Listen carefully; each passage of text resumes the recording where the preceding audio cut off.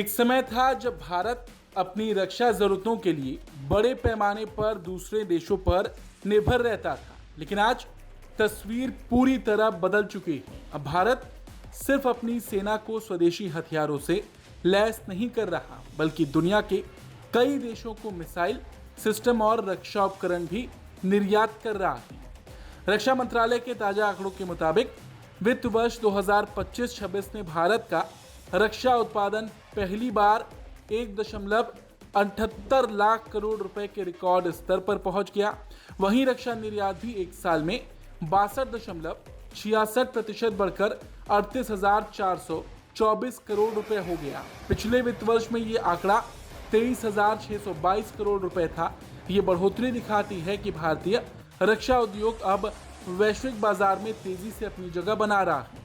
अच्छा, इस सफलता के पीछे सबसे बड़ी वजह भारत में विकसित स्वदेशी रक्षा प्रणालियां हैं, जिनमें ब्रह्मोस, पिनाका, आकाश, नागास्त्र जैसे हथियार अब कई देशों की दिलचस्पी का केंद्र बन चुके हैं। इनकी लागत अपेक्षाकृत कम है और इनकी क्षमता भी लगातार साबित हुई है। और आज इस वीडियो में हम भी आपको इन्हीं हथियारों के बारे में बताएंगे, जिनमें इस वक्त दुनिया भर के कई देश दिलचस्पी दिखा रहे हैं।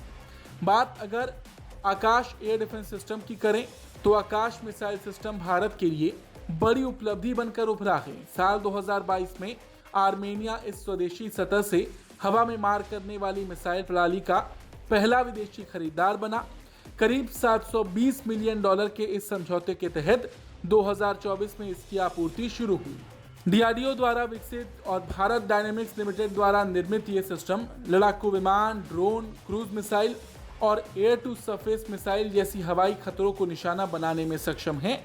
ऑपरेशन सिंदूर के दौरान भी सिस्टम ने पाकिस्तान की ओर से किए गए ड्रोन और मिसाइल हमलों को रोकने में बड़ी भूमिका निभाई, जिसके बाद इसकी वैश्विक साख और मजबूत हो गई। और अब इस हथियार में दिलचस्पी संयुक्त अरब अमीरात भी दिखा रहा है। भारत और यूएई के बीच हथियारों को लेकर बातचीत चल रही है और अगर सब कुछ सही रहा तो इस हथियार को यूएई भी भारत से खरीदेगा।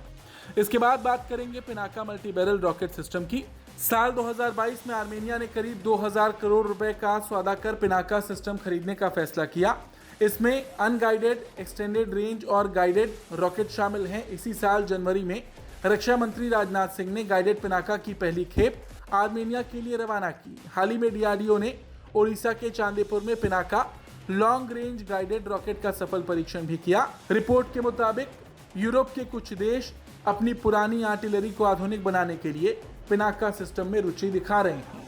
अब बात अगर भारत की सबसे घातक ब्रह्मोस सुपरसोनिक क्रूज मिसाइल की जाए तो पीएम मोदी की हालिया इंडोनेशिया यात्रा के दौरान इंडोनेशिया ने ब्रह्मोस खरीदने का फैसला किया। इसके साथ ही ये फिलीपींस और वियतनाम के बाद ये मिसाइल खरीदने वाला तीसरा देश बन जाएगा। रॉयटर्स की रिपोर्ट के मुताबिक इस समझौते में मिसाइल बैटरियां, तटीय रक्षा प्रणाली और ऑपरेटर्स का प्रशिक्षण भी शामिल है। ब्रह्मोस ने ऑपरेशन सिंदूर के दौरान अपनी क्षमता का प्रदर्शन किया, जिसके बाद इसकी अंतर्राष्ट्रीय मांग और बढ़ गई।